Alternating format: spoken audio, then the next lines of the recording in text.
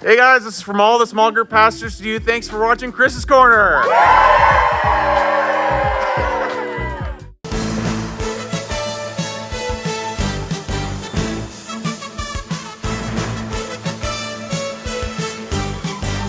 Chris's Corner with Chris Price and Jason Ballard is brought to you by the 1115 Strathcona service. Cool kids, sleep in.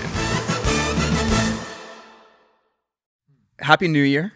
Happy 2024. This is the first small group of 2024. It's really exciting. It is. A new season of small groups. A couple new small groups starting. Yeah. To those, welcome to you. Yeah. This is really fun. It is. And I like being here with you on the corner. Thanks for having me. This is something that will happen every evening. We'll do a bit of a sermon recap to help facilitate or fuel discussion in small groups. And in fact, we were just at a small group development weekend with all the small group pastors. It was awesome. It was awesome. Do you have a favorite part of that? Ping pong. I played a lot of ping pong with Sterling, with David, with Sam, Noah Gray. How did you Matt. I mean, listen, it just was fun. Okay. I don't want to rub it in there. They're watching right now. They're in front of the whole small group. Exactly. I don't want to say how I did. But or did not I do. did play you, and you did win 11. Graciously, though. I won graciously. Or 11-5, maybe 11-7, I think. And I mainly blame my broken elbow from last year. Dude, you can ride that for at least 3 or 4 more years. So 1 to 2 more years. yeah, It's got to rehab it. So Anyways, today at small group, we are kicking off, or on Sunday, I should say, we started a new sermon series. Yeah. The Gospel according to Mark. We're going to live in the New Testament book of Mark, which is one of the 4 Gospels: Matthew, Mark, Luke, and John. Matthew, Mark, and Luke really have like a relationship with each other. They're often called the Synoptic Gospels. They have a lot in common. They would share a lot of similar stories, similar reference points. John's really unique among the 4.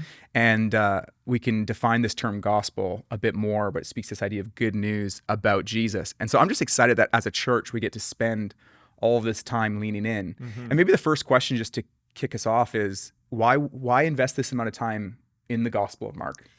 Yeah, I think there's a couple reasons.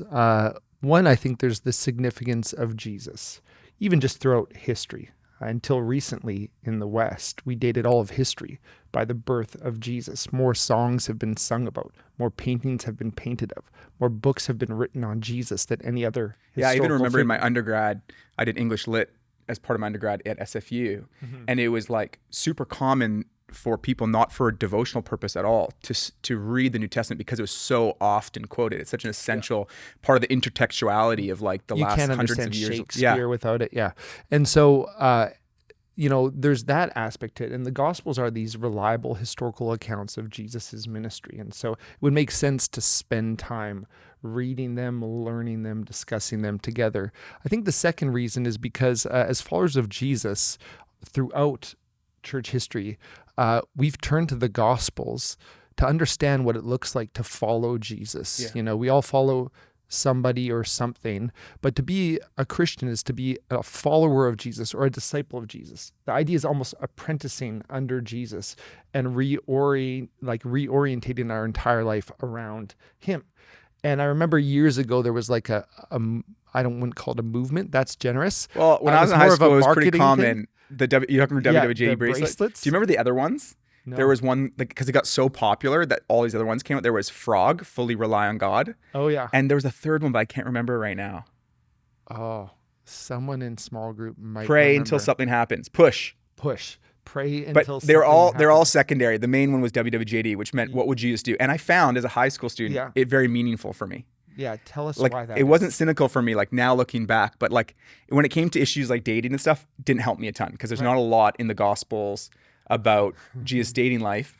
But for other issues and other things, like I think is about true. how to treat people who maybe I felt like they're mean to me, or people on the margins, or ethics, or whatever it might have been. I used to often think to myself, what would Jesus do in this situation? Because I had this like very sort of, I became a Christian just before high school. I had this very like sincere desire to be Christ-like. And then you're faced with the reality that's like, you can't just by will become like Christ. Yeah. But this question of what would Jesus do in my relationship with the Gospels were so important in those early years as I was trying to work out what does it look like to be like Christ. Right. And you hint at something that's pretty crucial there. Like, I don't know what Jesus would do or how Jesus would live his life through me unless I know what Jesus did. And Yeah. so the Gospels tell us what Jesus did, how Jesus interacted, how Jesus viewed things like money and power and sex, these huge realities in our lives that are defining in some sense. And so it would make sense to spend time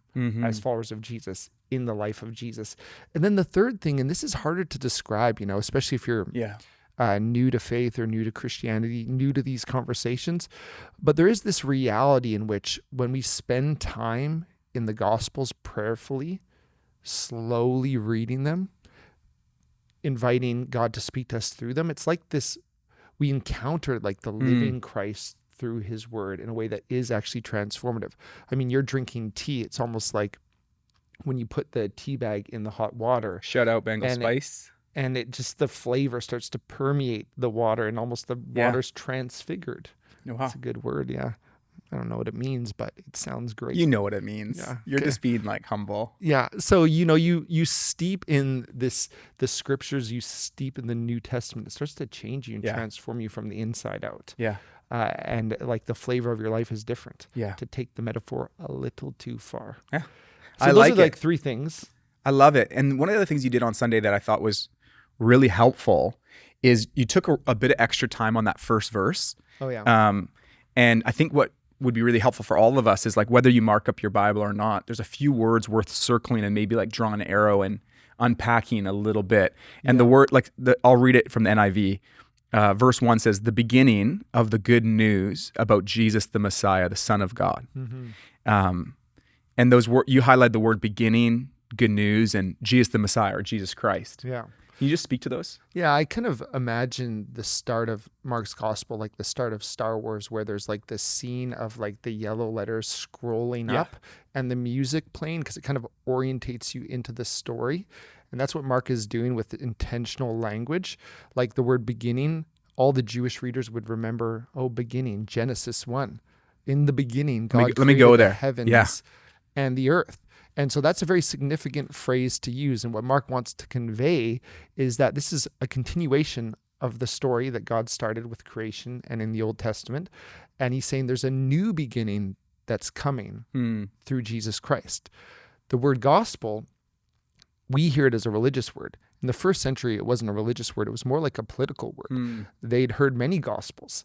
When Caesar would win a victory, he would send out messengers with the good news of his victory, the good news of his reign, the good news of his peace. Just to slow it down a tiny bit, like this idea of a gospel, good news, was an announcement. So let's say there was a victory, like we did not in the social media age. So you're not like hearing about it in real time from people filming it.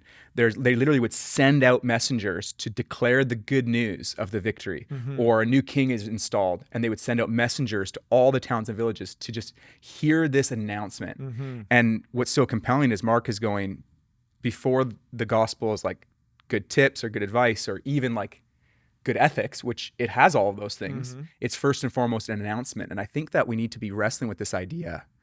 What does it mean for us personally as disciples? And then what does it mean for the world that this good news is like a matter of historical fact, and it's like first something that's announced over our lives and into our lives?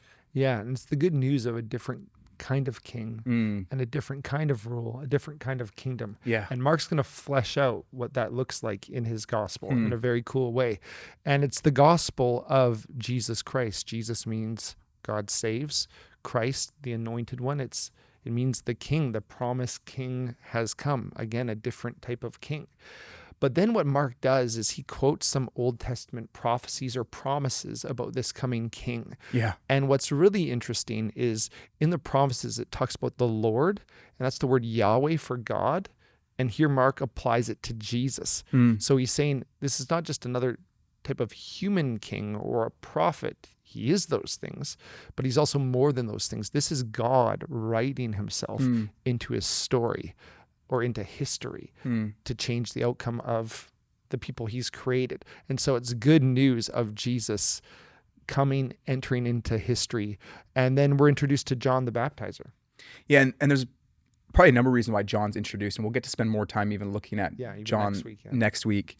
But part of the emphasis on John is this idea that there was an expectation when the Messiah would come, that there would be a messenger that would go before to prepare the way. Yeah. And so this is another clue, just like you're saying, that John's ministry and the way that even part of his ministry was a fulfillment of prophecy, and then even more so the life of Jesus, a fulfillment of prophecy, acknowledges that Jesus' life, his death, and his resurrection is like the culmination of all of this anticipation of God's story that's been pointing to. So it puts weightiness and significance on it. Yeah, and there's a sense in which we take a role like John, in the sense of preparing the way for Jesus, pointing to Jesus, not ourselves, pointing to the good news about Jesus that he pointed to. And so there's a lot of implications of all of this, a lot to talk about. I love that. I'm excited about this series. I'm excited about tonight and the conversation you're going to have. And so we're going to throw to you now. Tons of love. See you later.